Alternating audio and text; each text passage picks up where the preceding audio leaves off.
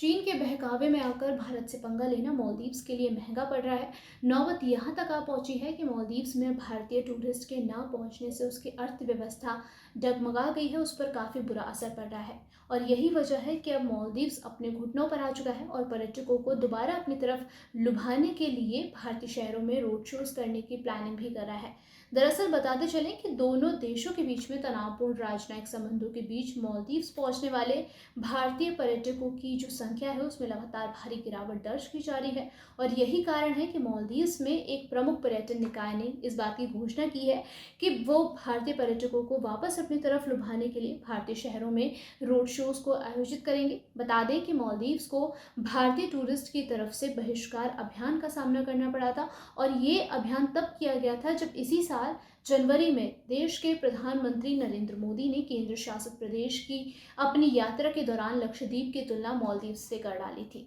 जिसके बाद से मालदीव्स के मंत्रियों समेत वहां के कई अधिकारियों ने प्रधानमंत्री नरेंद्र मोदी के खिलाफ अपमानजनक टिप्पणी की थी। और मालदीव्स की ओर से विवादित टिप्पणियों के बाद से बताते चलें कि भारतीयों ने मालदीव्स का बहिष्कार करना शुरू कर दिया था और बॉयकॉट मालदीव्स ट्रेंड करने लगा था। बताते चलें कि लक्षद्वीप को उस वक्त टूरिस्ट डेस्टिनेशन के तौर पर प्रमोट करने लगे थे। वहीं बताते चलें कि एक मीडिया रिपोर्ट्स के मुताबिक 8 अप्रैल को माले में भारतीय उच्चायुक्त के साथ चर्चा के बाद Maldives association of travel agents and tour operators यानी कि मटैटो ने भारतीय शहरों में रोड शो आयोजित करने समेत यात्रा और टूरिस्ट चीज़ों को सहयोग करने के लिए, उसको बढ़ावा देने के लिए इस योजना की घोषणा की है कि Maldives association of travel agents and tour operators ने पर्यटन पहल को बढ़ावा देने के लिए मालदीव्स में भारतीय उच्चायोग के साथ मिलकर सहयोग करने का इरादा व्यक्त किया है, सामने रखा है। बताते चलें कि पर्यटन निकाय ने एक बयान जारी किया है जिसमें उन्होंने कहा है